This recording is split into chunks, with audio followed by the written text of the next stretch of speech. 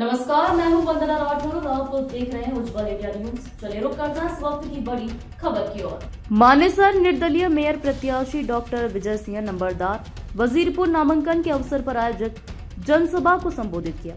उन्होंने कहा उनकी जीत होने पर मानेसर विकास होगा और नई परियोजनाओं तैयार कर जनता को सुविधाएं दी जाएगी। उन्होंने जनता से अपील की, शिक्षा, रोजगार, मानेसर की मूलभूत सुविधाओं प्रदान हेतु हमें एक बार मौका जनता जनार्दन दे।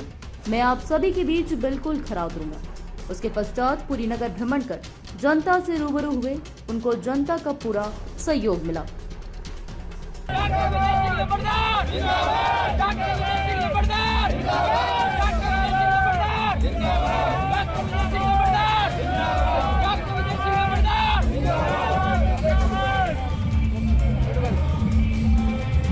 डॉक्टर विजय सिंह नंबरदार जिंदाबाद, डॉक्टर विजय सिंह नंबरदार,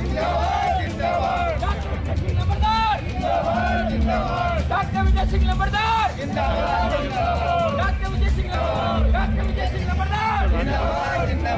डॉक्टर विजय सिंह नंबरदार जिंदाबाद, डॉक्टर विजय सिंह नंबरदार जिंदाबाद, नंबरदार जिंदाबाद,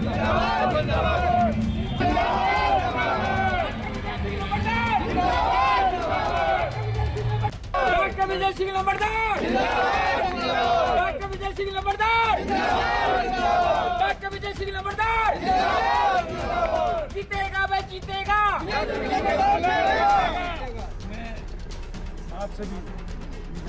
नमस्कार, मैं हूँ प्रियंका और आप देख रहे हैं उज्जवल इंडिया न्यूज। अभी मैं मौजूद हूँ वजीरपुर में, जो विजय सिंह नंबरदार यादव जी के ऑफिस में, जहाँ के आज देख सकते हैं कि आज का नॉमिनेशन का अंतिम दिन था और अपना प्रक्रिया पूरी करने के बाद ये रैली में निकले थे। जनता से रूबरू हो रहे थे, उनकी परेशानियों को जान रहे थे, उन्हें एक एक करके देख रहे थे। हमारे साथ अभी मौजूद है विजय सिंह नंबरदार जी। हम उनसे बात करेंगे और जानेंगे कि जो मेयर पद के उम्मीदवार हैं वो जनता के बीच में किस हौसले और जोश के साथ उतरेंगे, किस तरह से उनका समाधान करेंगे समस्याओं का।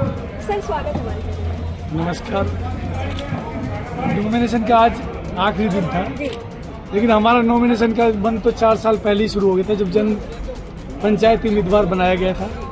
और 4 साल से हम जनता के बीच में ही रहे हैं, सारी समस्याओं से रूबरू हुए हैं। चाहे किसी सोसाइटी की समस्या हो, चाहे किसी कॉलोनी की समस्या हो, चाहे किसी गांव की समस्या हो, मानेसर नगर निगम, या फिर इंडस्ट्रियल जो एरिया है उसकी समस्या हो, सारी समस्याएं और बहुत विकट समस्याएं हैं। इसका समाधान तो जब जनता हमें पसंद करेगी। और 2 मार्च को जैसे आज हमने रुझान देखा, जनता का बहुत ज़्यादा रुझान था। उन्होंने सर आंखों पे बिठाया और जहाँ जहाँ भी हम यानी कि जो रोड शो में थे तो उन्होंने हाथ उठाकर अपना आशीर्वाद दिया और ऐसा महसूस किया कि वो यानी कि 2 मार्च को इंतजार नहीं कर सकते, वो जल्दी से जल्दी हमें मेयर चुनना चाहते हैं। और वो जो इस क्षेत्र की मानेसर नगर निगम की जनता है, वो यानी कि दिल से चाहती है कि इस तरह का प्रतिनिधि जो खड़ा हुआ है वो मेयर बन के आए और क्षेत्र का विकास करे। जी, जैसा कि ये नगर निगम का पहला चुनाव है, पहला नगर निगम मानेसर का ये बना है, तो इस चुनाव को किस तरह से देखते हैं और किस तरह से जनता आपको चुनाव? ये पहली बार नगर निगम जो बना है मानेसर, और ये फर्स्ट टाइम चुनाव हो रहा है। और जैसा मेरा मानना है कि ये राजनीतिक पार्टी जो है उनको इंटरेस्ट नहीं लेना चाहिए। ये चुनाव आम जनता का चुनाव है और ये डायरेक्ट जो जनता मेयर चुनेगी, और वो जनता का चुनाव जो मेयर वो यानी कि इस क्षेत्र का विकास करेगा। तो वो यानी कि हमने जो है इंटरेस्ट भी इसीलिए पंचायती जो उम्मीदवार भी पंचायत ने इसीलिए बनाया कि डायरेक्ट जनता अपनी पसंद का जो प्रतिनिधि बनाकर और उसको मेयर चुन सके। और हम तैयार हैं जनता की सेवा के लिए।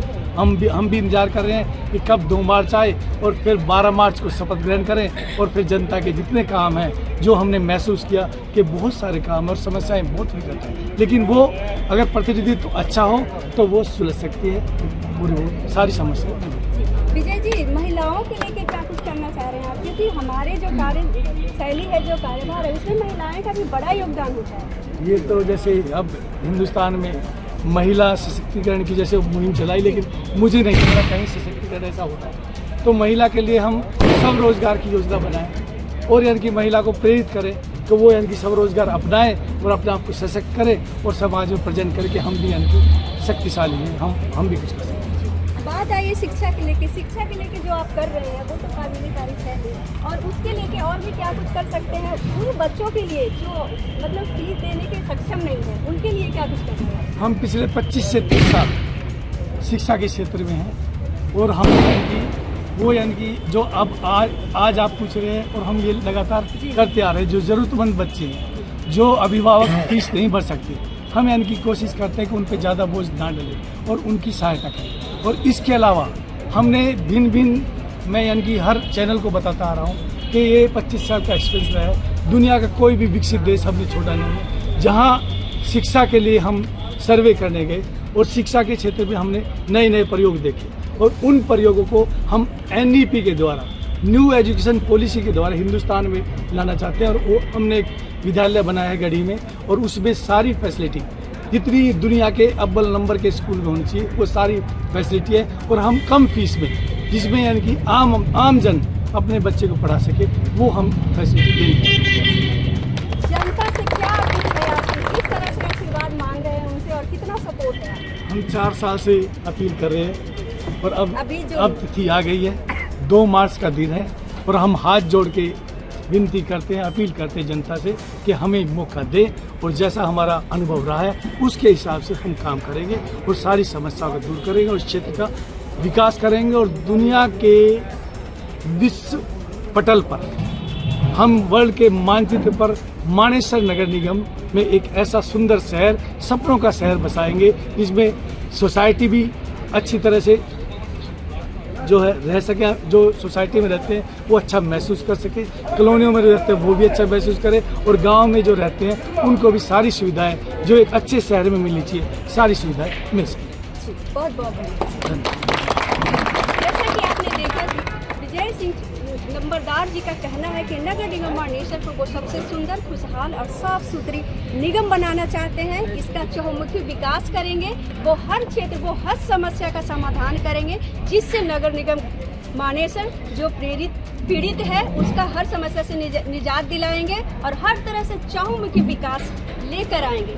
ऐसी तरह खबरों के लिए जुड़े रहे हमारे साथ, तब तक के लिए नमस्कार। अब तक के लिए बस इतना ही। ऐसी अन्य खबरों के लिए देखते रहिए उज्जवल इंडिया न्यूज।